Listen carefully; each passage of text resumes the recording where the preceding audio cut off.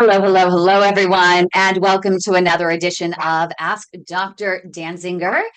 Dr. Dansinger is with Diabetes Reversal Partners, and he is a world renowned diabetes expert. He practices in New Hampshire and Massachusetts and Florida, and he is expanding across the United States. So, if you do have insurance, whether it's Medicare or any others, make sure you go to his website and check out his services because he has been quite successful in reversing diabetes and improving the prognosis for several of our patients that we've sent over to him through the Global PAD Association. Also, don't forget to like this video and subscribe to our channel for more great content like this.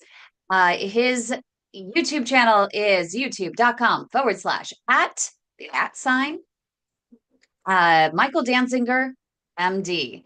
And at the Global PAD Association, ours is just the at sign, the way to my heart. Today, we are talking about the hidden sugars in our foods. It is really leading to the diabetes epidemic in our country, and it's really sad. If only you knew where the sugar was lurking, you might just say, whoa, I am not going to partake in some of these different foods. But first, Dr. Danziger, probably the biggest culprit, I would say, in terms of sugar hiding would be in carbohydrates, in pastas. Yes, absolutely, Kim. Great topic today. Where's all the sugar hiding? So, yes, I agree completely. The number one source of hidden sugar is in all the starchy food people eat. So, a slice of bread, pasta, potatoes, rice, anything made of flour, even if those foods are not sweet, like a bagel, for example, that all turns to sugar within an hour after we eat it. And most of the sugar that we're putting into our body is glucose that results from the digestion of starchy foods. So let's keep that in mind as we try to focus on natural foods rather than manufactured foods. We always say shop around the perimeter of the store. Unless there are Girl Scout cookies outside, then that doesn't count. That's not counted as shopping the perimeter of the store in the way in which we mean it. That's right. So, a lot of foods in the center aisles, things that come in boxes, packages, jars, a lot of that stuff has sugar. In fact, you can assume that anything coming in a box, a jar, or a package has sugar added until proven otherwise. And we had quite a few questions that have come in from patients. So we want to jump to those because I know we don't have a lot of time. The first one that came in, and they're in, no particular order, just the order in which they came in. So we might jump around a little bit. But what's the difference between naturally occurring sugars and added sugars? Okay, that's a great question. So, fruit. Fruit has sugar in it naturally. An orange, a banana, strawberries, any fruit that you can think of has sweetness from naturally occurring sugars. Those aren't a health problem. For most people, they can eat foods, fruits, without a problem. Even most of my patients who have diabetes are able to eat one or maybe two pieces of fruit a day without a problem. Yes, it'll raise blood sugar a little bit, but not excessively in most cases, and it comes with fiber. What we're really concerned about is foods with sugars added. So, for example, cereals. Pretty much all cereals have sugars added to them. There's hundreds, thousands, tens of thousands of food products in the grocery stores that have sugars added to them. And so, cane sugar is one example. Beet sugar from the sugar beet.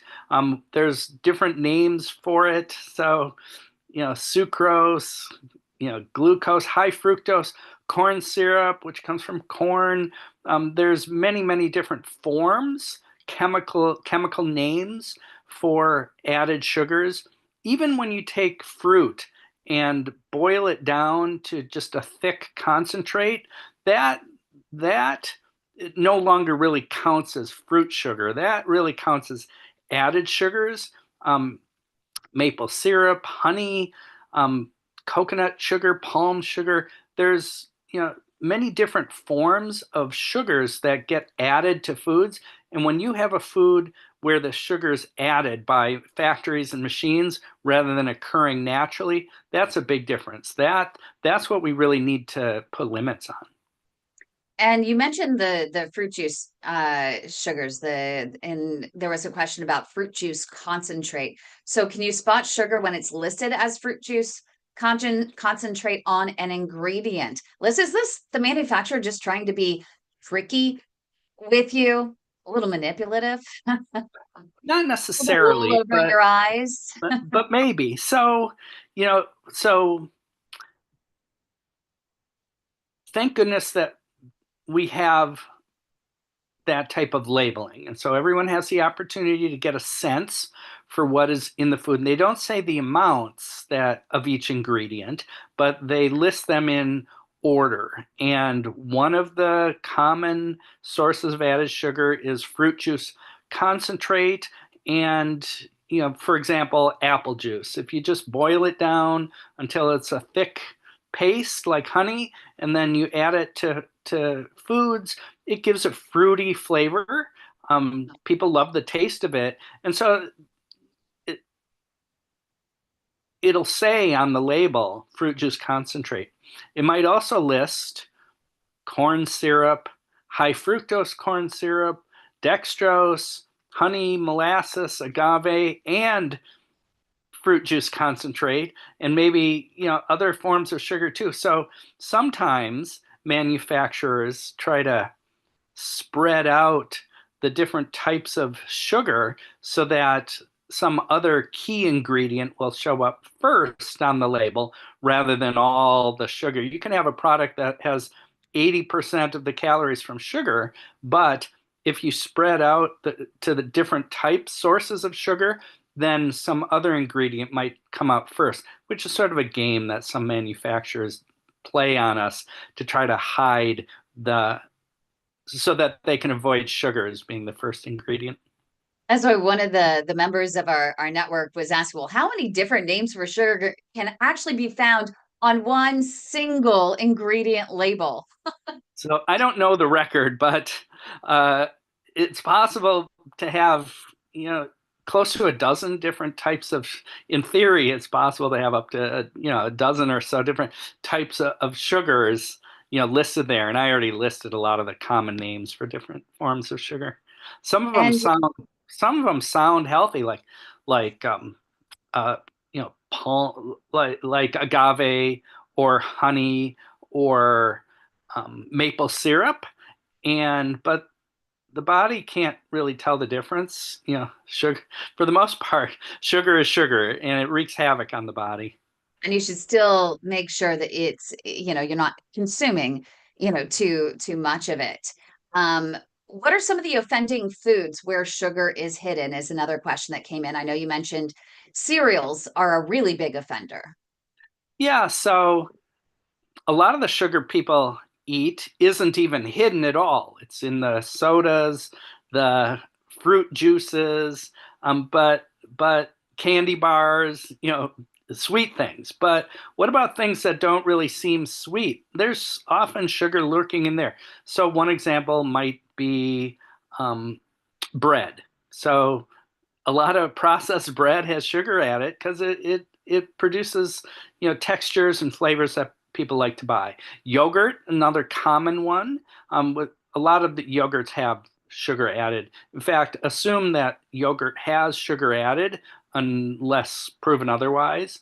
And there are sugars that only have the naturally occurring lactose sugar from milk, but most sugars do have sugar added on granola bars, salad dressings, pasta sauces.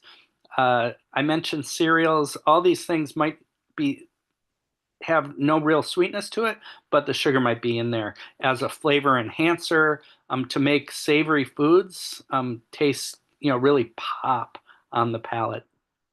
It's interesting because I was reading the salt label on my Morton salt and it had dextrose. Why do we need sugar in our salt? I don't understand. I had Sugar no idea.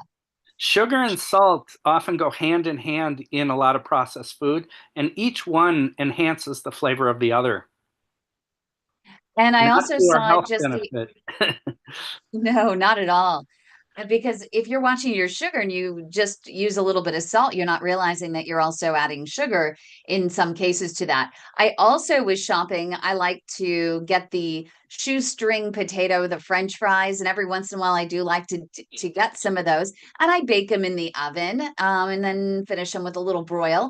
But I just noticed the other day that the one of choice, which says natural shoestring potatoes, had sugar in it. I was absolutely floored. Yes, it's a great example of hidden sugars in there. I've also heard of sweet potato fries. You think you're eating sweet potatoes, but really it's just potatoes that are sweetened. It's a little There's nothing deceitful. against, no law is broken if you call something sweet potato fries and you're just adding sugar to potatoes. Be very, very careful of that. We also have a question coming in a little bit off topic, but still along the same lines because you did mention fruit drinks and sweet drinks. And Roxy says she loves palm. She says it's a wonderful drink. Is that necessarily bad? Oh, P-O-M, that's a pomegranate juice. So what I Correct. like about pomegranates is, well, that's a fruit, and it I recommend that people eat pomegranate because there's antioxidants in there. It's a rich source of antioxidants. Blood vessels love antioxidants, but how much sugar is in that palm? And so that's the key question. I can't remember how much sugar is in that, but that's palm is pomegranate is healthy when there's no sugar added, but if it's too concentrated, it can spike your blood sugar if you have diabetes. So that it's a balance there. I can't get that excited about the concentrated pomegranate juice. No, I mean a little bit is okay if it's not sweetened, if it's just the natural pomegranate juice, but even then, just drinking the juice versus consuming the fiber, right, which balances Yeah. out those sugars in the actual fruit itself, can end up spiking that blood sugar. Yeah, the so it's a great question. Um, you can argue it either way. I would just say in general, you want to eat your fruit as fruit, not as juice. I used to drink orange juice thinking it was healthy, especially the one with calcium added. And I used to drink big things, and then I realized that it had that spikes your blood sugar. You can't just eat drink a big glass of orange juice and not expect your blood sugar to go up. Right. Tomato juice is probably the of all the, tomatoes technically a fruit. I mean, we really think of it as a vegetable. It behaves as a vegetable in our bodies, but tomato juice, a small glass of tomato juice, 4 ounces, that one I won't criticize. Okay, so we have other questions that are coming in, and I know we're running short on time here. So let's get to this other question. Why do low fat food products contain more sugar than their full fat counterparts? Oh, That's that's a a great great question. question. Yeah, so fat adds flavor and texture, but animal fat from meat and dairy clogs the arteries. And so people who are looking for healthy choices don't want all that fat from dairy, and um, they reduce, so dairy or anything that has fat added could be a health risk. So you reduce the fat, but you have to add flavor back, otherwise people won't buy it. And so you do that with sugar. And so that's a trick that food companies have been using for decades. And so there's this trade-off, and both added sugar and animal fat from meat and dairy are companions in causing blood vessel damage. And so all of the benefits from reducing animal fat from meat and dairy have been largely offset, negated by adding back in other stuff like sugar and salt and other flavor enhancers to make those foods appear healthier. So we have another question that just came in before we get to some of the ones that came in ahead of time. But this person wants to know about milks, the lurking sugars hiding in whether you have dairy milk or the nut milks. Even oat milk, she found, has sugar hidden in it. Yeah, definitely oat milk. So let's talk about dairy milk first. So there's whole milk, which I do not recommend because it has a lot of fat in it, and which clogs the arteries. There's 2% milk, there's skim milk. Now, skim milk, all these milks have naturally occurring lactose sugar in there. And skim milk has a higher amount of milk sugar than whole milk. But I do think skim milk is the best dairy milk to drink because it's fat free and the lactose sugar is naturally occurring. I'm not going to complain about that. Um, Now, these vegetarian alternative milks like rice milk or oat milk, those almost always have a lot of sugar added. And then almond milk, cashew milk, these often come in unsweetened forms available. So when they have 25, 30, 35 calories per serving, that's pretty low. They have almost no sugar added. So I'm not going to complain about those. But um, a regular almond milk often has plenty of sugar in that. The 60 calorie or the 90 calorie vegetarian milks, there's a lot of sugar in those. So And get them sweetened. this is a good one because you always see all natural flavorings or all natural products. But why do some all natural products still contain significant amounts of sugar? Is what another person wanted me to ask. Okay, yeah, that's a great question. So, that fruit juice concentrate, you can technically call that, an all natural or honey or agave or maple syrup. All these, kind of count as being natural, and you know I like them better than high fructose corn syrup, and you can get away with, still labeling them as all natural, but sugar is sugar.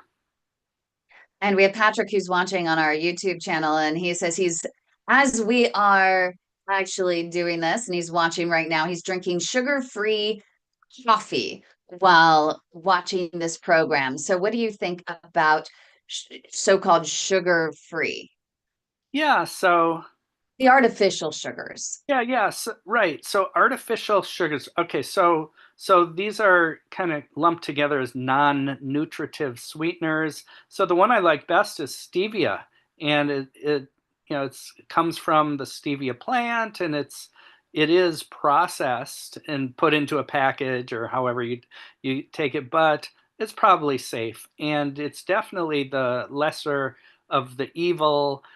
So if you could sweeten things with stevia, that's fine. No complaint there. And then there's NutraSweet, saccharin, um, uh, uh, Erythritol. Splenda.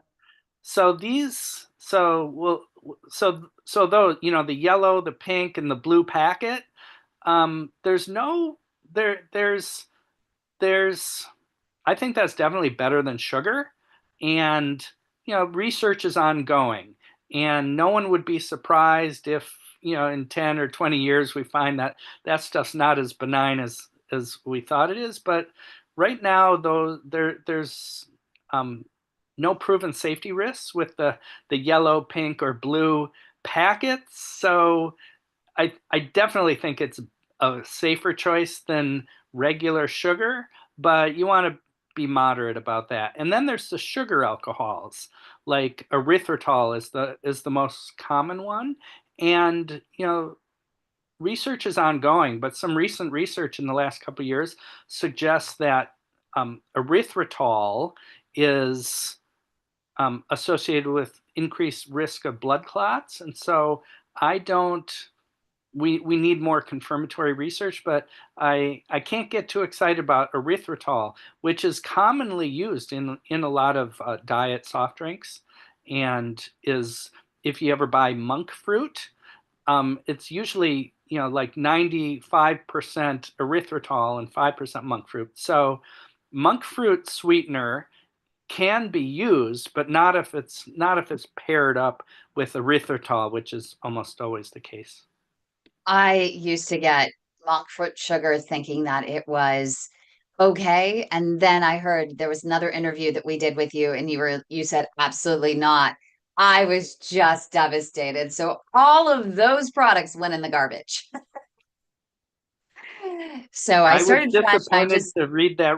I was disappointed when that research came out a couple yeah, couple years ago.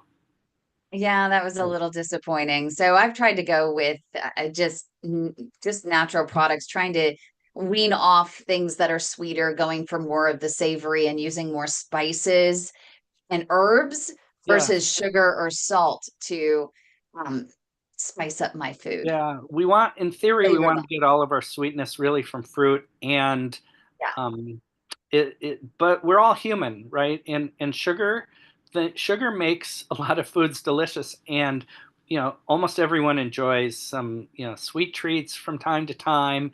And I don't think the goal of life is to eliminate all sweetness. I think it's to save it for rare special occasions. The limit that I think is really recommended is 25 grams a day of added sugars, which is equal to 5 teaspoons a day of added sugars, which is equal to 100 calories of added sugar, which is 5% of our daily calorie intake. And to do more than that is not healthy. So some people can compare it to cigarettes. So, the a cigarette sugar and cigarettes have a lot in common. They're addictive. They're known to aggravate to cause disease in the arteries. Um, so I'm not sure how many, a cigarette is probably equal to about 10 grams of sugar. A pack of cigarettes is probably like 250 grams of sugar, which is what of added sugar, which is probably what most people eat in a week. And Monica is coming in right now with how about xylitol in gum?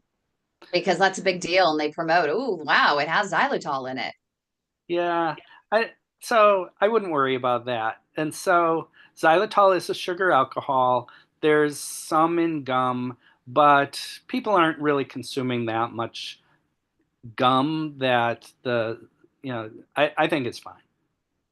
Okay, here's another one. I thought granola was healthy, and then I read the ingredient list. How much sugar is typically hidden in a single Oh. serving of so-called healthy granola? Well, 15 grams of sugar, give or take, can be in a serving of granola. That's just too much. Granola has a sweetness to it. Where do you think the sweetness is coming from? Different forms of sugar, whether it's sugar cane, high fructose corn syrup, honey. Um, so granola, no, granola has nuts in there. Nuts are healthy in moderation, healthy fat. It has oats when these are unprocessed, oats, then okay. But granola will spike your blood sugar, and I generally don't recommend it to people. Great question. And let's move on to the condiments. Big offender, big offender. So this person says, did you know ketchup could contain as much sugar as a chocolate chip cookie? Just learned this, and now he is concerned about this. So a serving of ketchup might have 4 or 5 grams of sugar in it, and to say it's that's less than a chocolate chip cookie. So I'm going to call that an exaggeration. But there's Maybe there's depending on which ketchup you're using. yes, different ketchups vary, but almost And all the how big is your serving of ketchup? so let me say this. Let me provide this concept about condiments. The purpose of condiments should be to make healthy foods more appealing. So whether it's salad dressings or barbecue sauce or mustards, or these condiments should be eaten in small amounts and should be used specifically to make healthy foods more exciting and appealing to eat. And so you want to be careful and limit your condiments, but use them wisely. So um, French fries and ketchup is not the way to go. But if having some salad dressing, even if there's a little sugar in it, is going to make the difference between whether you do versus don't eat a salad, then that's what condiments are for. Yeah, that's really important. So as we close here, um, we're being asked again just about naming some of the sugars that you need to be careful of. What are the names of those sugars that they should be looking for on the label that might be hidden? For example, in salt, it's Uh-huh. disguised as dextrose. Okay, so um, evaporated cane juice, coconut sugar, fruit juice concentrate, agave, corn syrup, dextrose, sucrose, glucose, high fructose corn syrup, maple syrup, honey, maltodextrin, molasses. These are the common ones to look for. And one more just coming in here last minute. I think this is actually kind of funny. What about those products that say no sugar added, and then you look at the label and you can see lots of sugar in there? Why do they deceive you like that? Because you So, think no sugar added, but it doesn't mean there's no sugar in there. It might be naturally occurring. It might be, for right. example, some of the spaghetti, or it might be something that is made up of fruit. Yeah, so, well, my understanding is no sugar added means the only sugars in there are naturally occurring. And so But you you still should could be careful. you can still take you know fruit juice and boil it down to something that's the consistency of jam, and say there's no added sugars because you didn't add sugar, you just evaporated the water. So that's kind of a trick. But um, you know milk, you know dairy milk does not have sugar added, it just has naturally occurring sugars in there. So um, look at the amount of sugar grams per serving and keep that in mind. Again, use the rule of thumb. If it comes in a box or a jar or a bottle, watch out. Thank you so much, Dr. Dansinger. We really appreciate you, Dr. Michael Dansinger with Diabetes Reversal Partners. Again, if you're in New Hampshire, Massachusetts, or Florida, you can definitely check out his website and see if his services are right for you. He has been very successful with several patients in our network for the Global PAD Association in reversing their diabetes, so he may be able to help you as well. Also, make sure to like this video, subscribe to his channel, his YouTube channel, youtube.com/the Michael Dansinger, MD. I hope everyone has a great day. And thank you again so much, Dr. Dansinger, for being here. And we'll see you.